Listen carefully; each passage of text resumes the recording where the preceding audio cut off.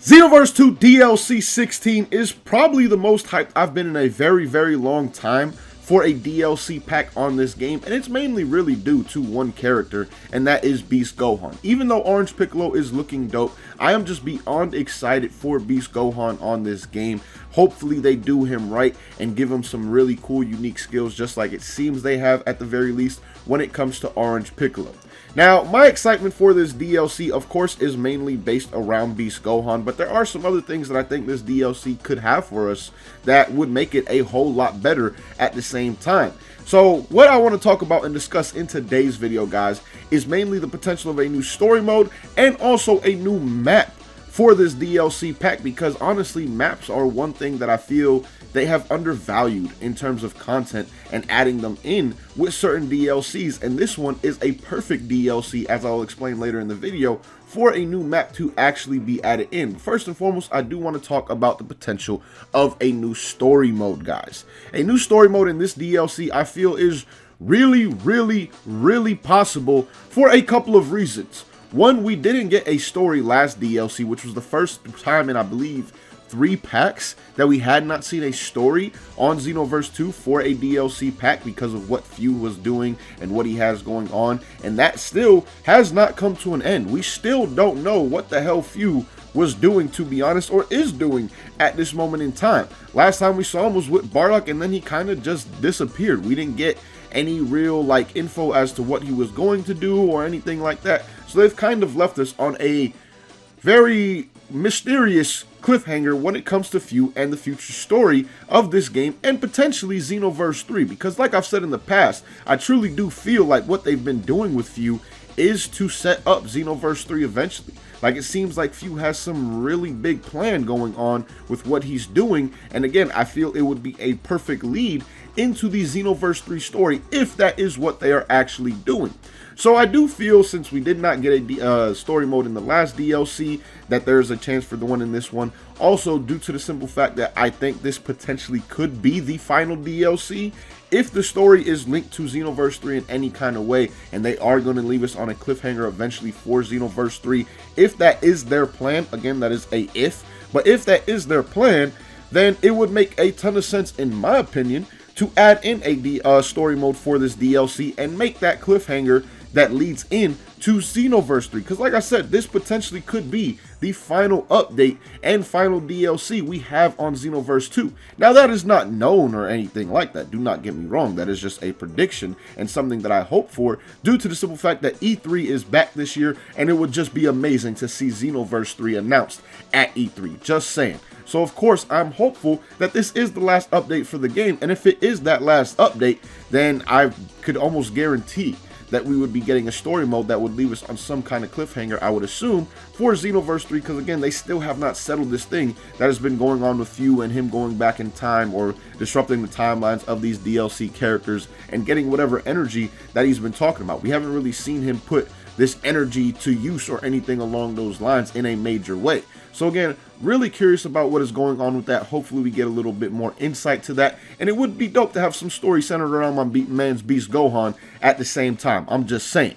Now, there is one other thing that I thought what might show that we're gonna get a story in some kind of way with the superhero set, whether it was in the first DLC or the second, and that's just how the characters were presented in the actual DLC trailers. Like how Piccolo and the Gammas squared up with each other, and then how Gohan appeared. It all almost seemed like it was kind of from a story mode itself. They even had original voice lines in those trailers that had never been used in the game before.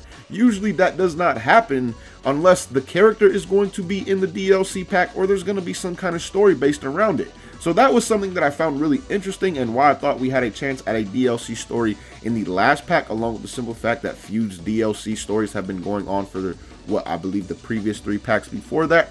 So that again adds to my theory and prediction of there being an actual story in this DLC. And honestly, if you look at the pricing of this DLC, it is a bit more expensive, and at the same time, we may only be getting 3 characters. If we got the same amount of characters in this DLC as the last one, and it was more expensive, it better mean it's more expensive because there's more stuff like a potential story mode again in DLC 16.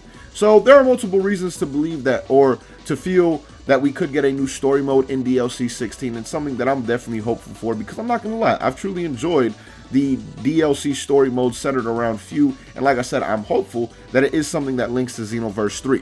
Now, talking about the new map that I would just love to see in this DLC pack, because again, I feel maps are a underrated content in terms of how Bandai and Dimps looks at stuff. Like when we got the first 2 maps in this game with the Universal Tournament stage and then the Tournament of Power stage. Oh wait, actually we got the Destroyed Future as well. That one wasn't as cool in my opinion as the Universal Tournament or the Tournament of Power, but it was still kind of cool in its own way. It's just similar to some stages that we already had in the game, just destroyed. So again, it was cool, but at the same time, I enjoyed the Universal Tournament stage and the Tournament of Power stage much more.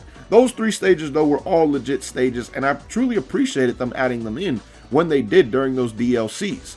It's just that with DLC 14, I believe they added in that lava stage with Broly, where they fought Broly and all that, and that was just an absolute rip-off of a stage that was already in the game and gave me absolutely no hype or excitement in any way, shape, or form.